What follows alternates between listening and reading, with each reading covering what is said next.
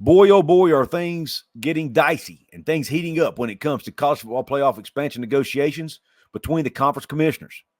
Ross Dellenger put out an article today, Friday, March 8th, with an update on this situation. And there's enough content in that article for multiple videos.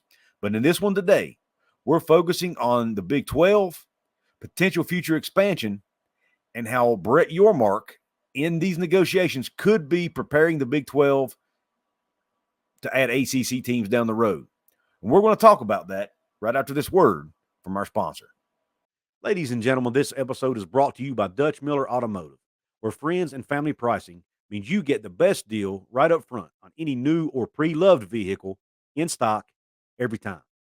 With brands like Chevrolet, Chrysler, Dodge, Jeep, Ram, Kia, Hyundai, Ford, GMC, Buick, and Subaru, the Dutch Miller Automotive family is always growing and ready to put you in the car or truck you've been searching for. Check out our inventory across West Virginia at DutchMillerAuto.com or come in today to the home of friends and family pricing, only at a Dutch Miller Automotive store near you. What is up? Welcome in. Welcome to another edition of Couz's Corner. Come on in, belly yourself up to the bar, and let me serve you up this shot of top shelf college football content. I'll leave a link to Ross Dellenger's article. Again, a lot of videos could be made out of this one article. I'm going to try to do another one, but the premise of the article was the fact that the SEC and Big Ten are negotiating, trying to get a much bigger revenue piece in the college football playoff, the new college football playoff in 2026 and beyond. They want a much, much larger piece of the pie than it originally anticipated. And as part of these discussions, a lot of things are being thrown around, a lot of things to be looked at, and a lot of little nuances that could potentially be added to this deal. One of them being recommended by Commissioner Brett Yormark. Now, another thing that's being talked about and weighs heavily here in these negotiations is what's going to happen with the ACC. Because we all know Florida State is already suing the conference trying to get out of the grant of rights. And with this, if the SEC and Big Ten get their way and this revenue gap in the college football playoff gets even further, could it exacerbate and speed up the implosion of the ACC? And how does that tie in with what Brett Yormark is wanting to do in this new college football playoff expansion deal? Well, let's tie those two together. I'm going to share a couple little paragraphs from the article with you and then tie them together. When you look at the ACC's place in this whole negotiation, here's what Ross had to say. He says, the ramifications of college football's new tier could be wide-ranging, none more impacted than the Atlantic Coast Conference. The CFP's further delineation of the power structure in the industry likely exacerbates the ACC's plight in keeping some of its biggest brands from exiting. Now, just for some background here, the SEC and Big Ten are asking for 58% of the overall revenue of the new college football playoff, leaving 32% for the ACC and Big 12 to split, and the other 10 to be split between the G5 conferences and Notre Dame. Let's keep going. The gap in the revenue distribution model may further incentivize programs to follow Florida State's example at a legal attempt to exit.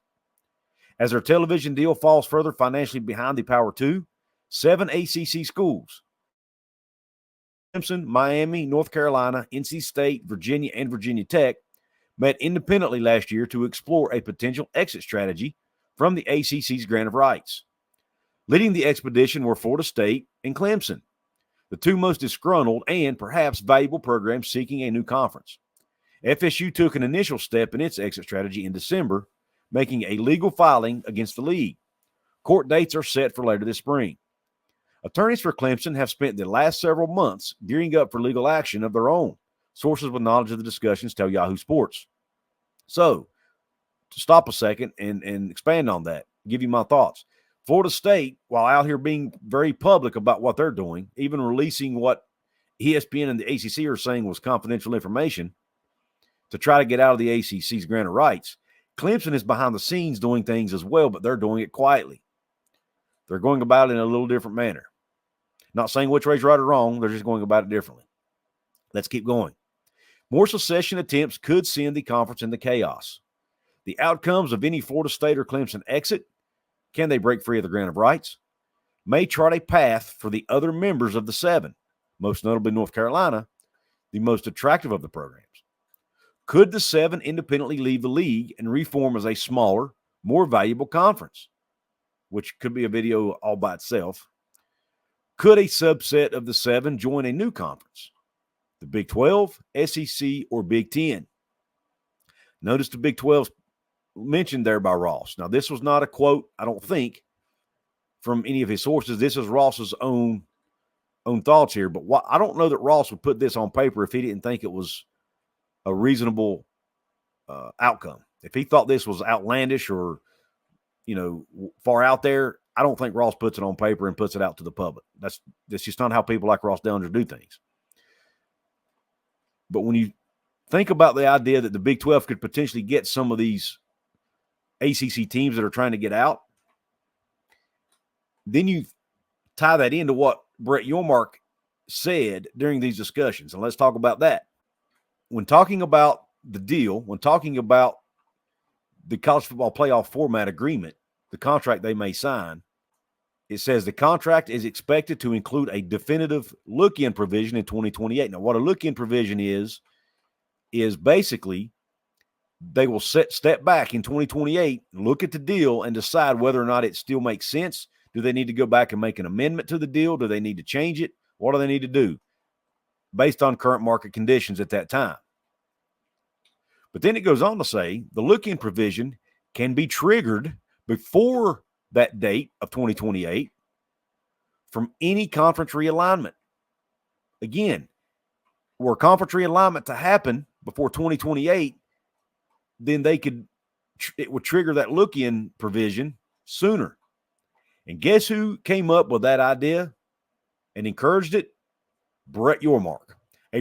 It says that this was a provision that Big 12 Commissioner Brett Yormark encouraged to be added, according to those familiar with the discussions. So you look at what's going on in the ACC. You look at the idea that Brett Yormark is asking for a look-in clause to be triggered prior to 2028 if realignment occurs. What do you think's on Brett Yormark's mind there, folks? Now, I'm not out here trying to scare anybody. I'm not here trying to say that the ACC is going to collapse. But if you're Brett Yormark, you have got to be looking at this with eyes wide open, just like he did the Pac-12 situation. You've got to be looking for opportunities to take advantage to benefit your conference.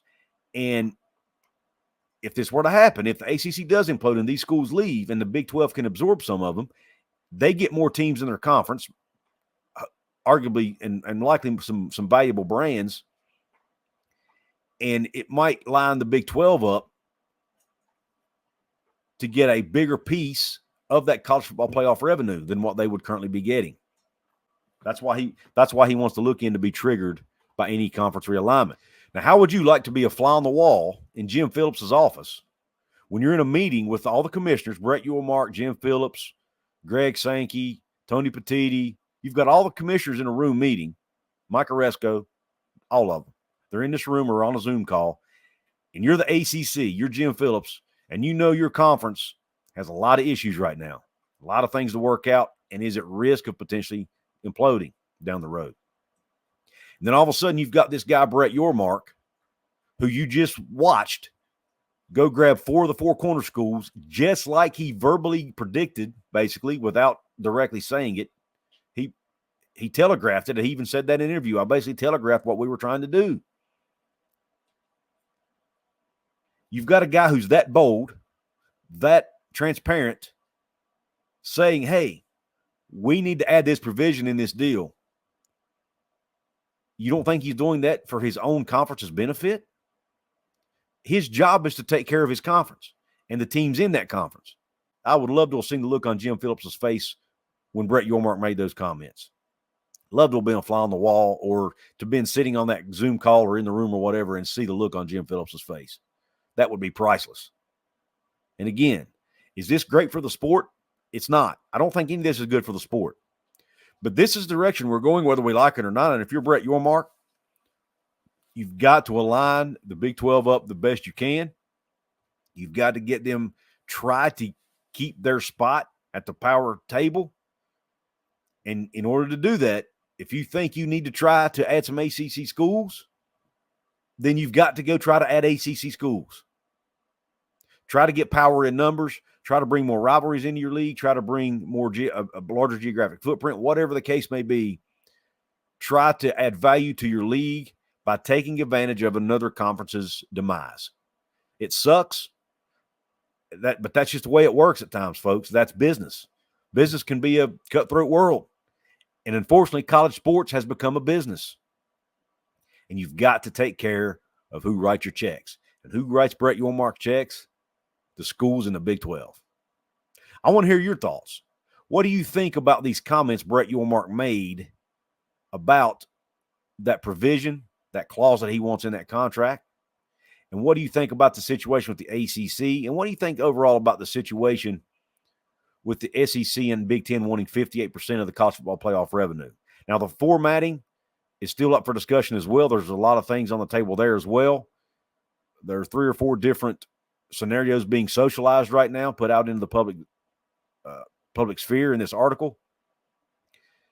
Not going to touch on that in this video, but you can go read it with the link I'm going to leave in the description box. Want to give a shout out right now to my VIP channel members, at least 4 of them. The 4 VIP member shout outs today are Timbo, Houston Cougars Germany, Andrew Smith, and Chris D. Also, I haven't talked about my merch store in a while. I do have a merch store here at Couz's Corner. If you want to get yourself some Couz's Corner merch, right now through March the 12th, you get a 20% discount on anything in my merch store. The link is in my description box. If you've been wanting to buy Couz's Corner merch, now's the time. Take advantage of the 20% off discount going on through March 12th. And I'm going to leave a separate link in the community tab for club level members to take advantage of a steeper discount. There's other ways in the description box too where you can support the channel. The best way to do it though is to hit like, share, comment, subscribe, and to watch this video right here. Have a top shelf day and Q Country Roads.